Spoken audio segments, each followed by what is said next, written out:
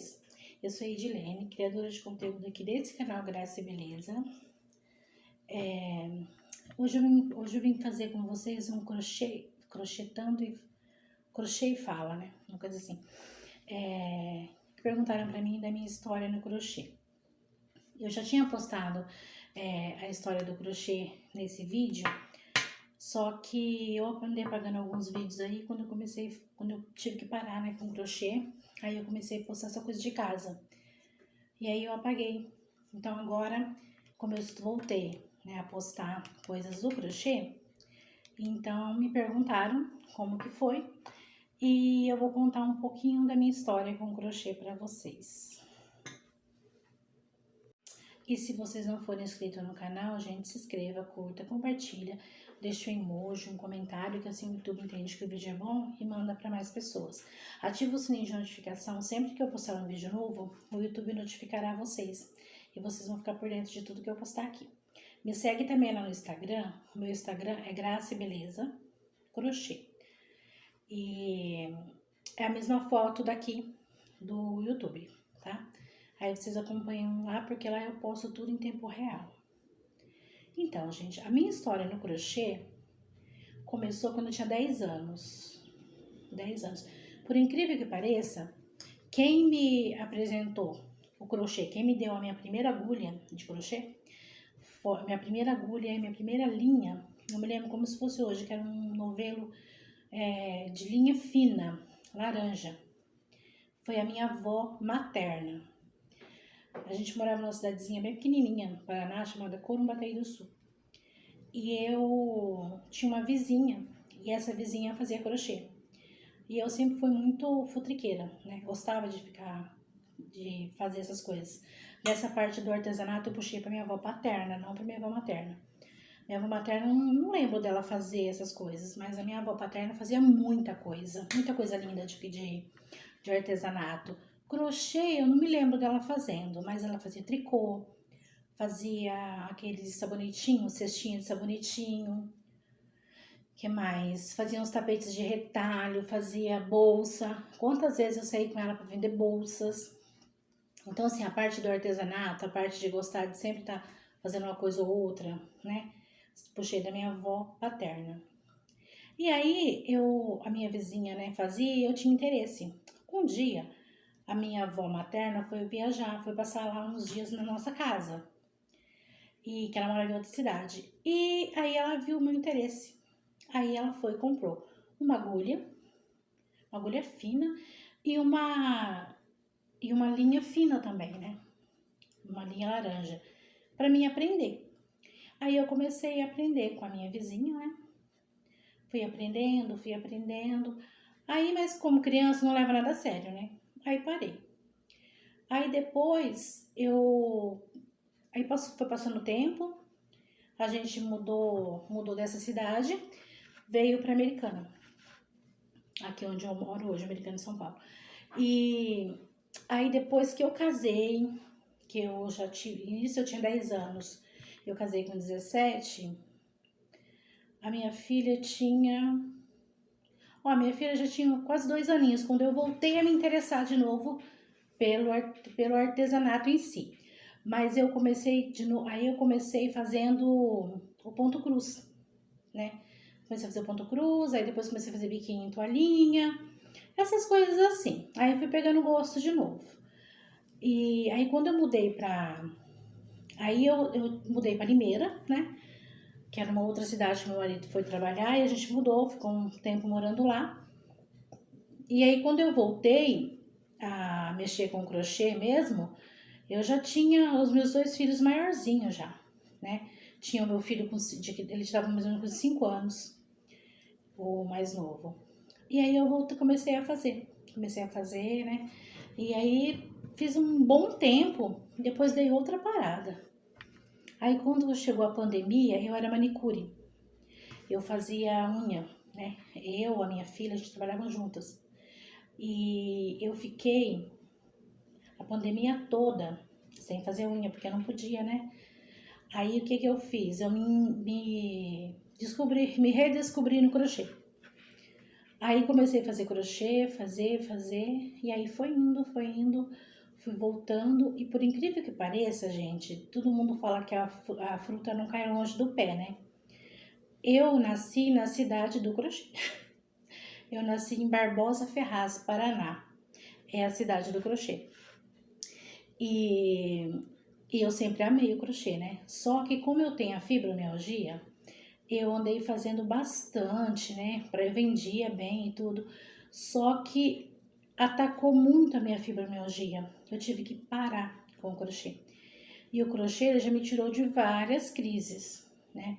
Crises de, assim, de ansiedade, até mesmo de depressão, porque esse problema da fibromialgia dói muito, dói o corpo todo, né?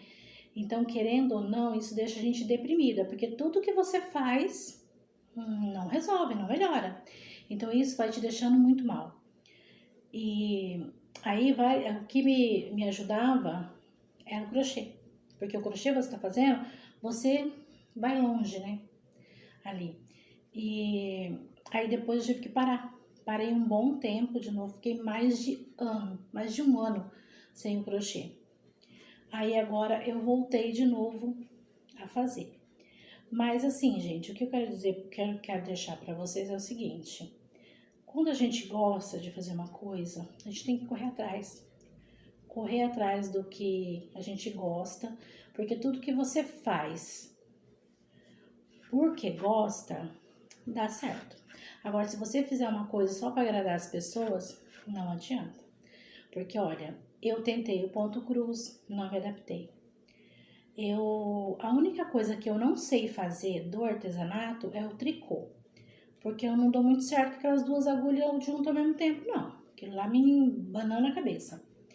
Mas o crochê eu faço. E muitos modelos de crochê, que nem quando eu aprendi com a minha vizinha, ela me ensinou o basiquinho. Ela me ensinou as correntinhas, o ponto alto, o ponto baixo, só. E as outras coisas, os outros tapetes, as outras coisas que eu fui aprendendo com YouTube. Tirei de gráfico, de revista. E assim foi indo, sabe? Assim foi indo. Foi assim que eu fui fazendo. E sempre falavam pra mim, por que você não abre um canal no YouTube? Por que você não abre um canal no YouTube de crochê? Mas eu falava, gente, eu não sei mexer com isso. Aí até que um dia eu postei um tapete, eu fiz um tapete e meu genro pegou e e postou o primeiro vídeo pra mim. Aí depois disso ainda ficou um ano lá. Aí eu falei, quer saber de uma coisa? Eu vou começar a fazer, né? Pra ir aos pouquinhos. É bom por quê? Porque você esparece, você conversa, você conhece gente nova, né? Pessoas novas. E às vezes uma coisinha assim que você fala, que você passa, já vai ajudar muito, né? Muito alguém. Porque eu sofri muito com a fibromialgia, muito. E sem contar que eu fiz um tratamento longo e tomava remédios que fez eu engordar, fez eu inchar, e era remédio errado. Aí eu fui na casa da minha mãe, no Paraná, e aí eu passei com um médico lá, amigo da família, e descobri que os remédios que eu tomava há tanto tempo não eram os remédios próprios pro meu problema, entende? Daí aí eu voltei, né, pra casa, procurei um outro médico, contei o que tinha acontecido. Aí ele pegou e falou, não, sem dúvida, o que você toma não é remédio para fibromialgia. Você toma um remédio para ansiedade, para depressão, mas para fibromialgia não. Aí eu comecei a fazer um tratamento em fevereiro. E muito triste, porque eu queria voltar a fazer o crochê, mas eu não tinha condições de fazer, porque meu braço, ele não erguia mais que isso, ele travava. E se eu fizesse uma carreirinha do crochê, era muito, pra mim já ficar com dor. E aí eu comecei a fazer esse tratamento, né? E graças a Deus, tô bem melhor já, né? Tanto é que eu já voltei a fazer meu crochê de novo. É claro que eu não tô assim eu não faço aquela, como que eu posso dizer? Naquele desespero. Porque antes eu fazia um jogo de banheiro no dia. um par de tapete no dia, começava o jogo de cozinha, quase terminava o jogo de cozinha no dia, dependendo do modelo. E hoje já não, né? Que nem aqui na minha cidade agora começou a ficar frio. Então, aí quando dá o frio e fibromialgia não combina, né, gente? Aí já começa a me querer dar dor de novo. Tanto é que hoje eu fui na médica e cheguei lá pra ela que tava com um pouco de dor. Aí ela pegou e falou, ó, não é porque que você tá melhorando que você vai ficar pegando friagem, que você vai ficar fazendo força.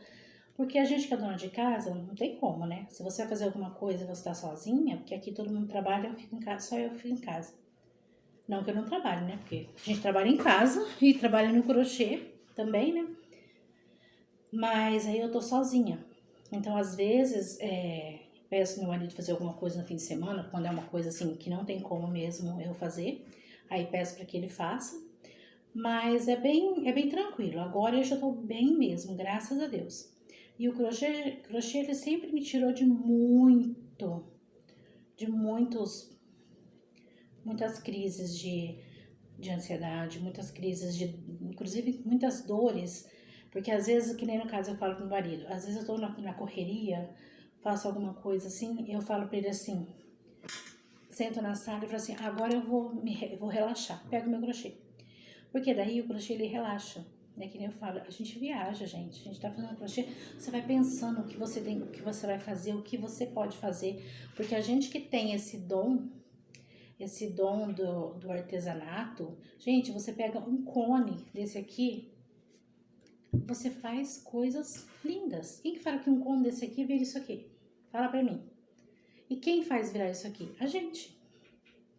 Por quê? Porque a gente tem o dom. Todas as crocheteiras, não só crochê, mas todo o artesanato. Todo o artesanato, quem faz tem um dom, gente. É o dom do artesanato, não adianta a gente pegar e falar assim, é coincidência. Não.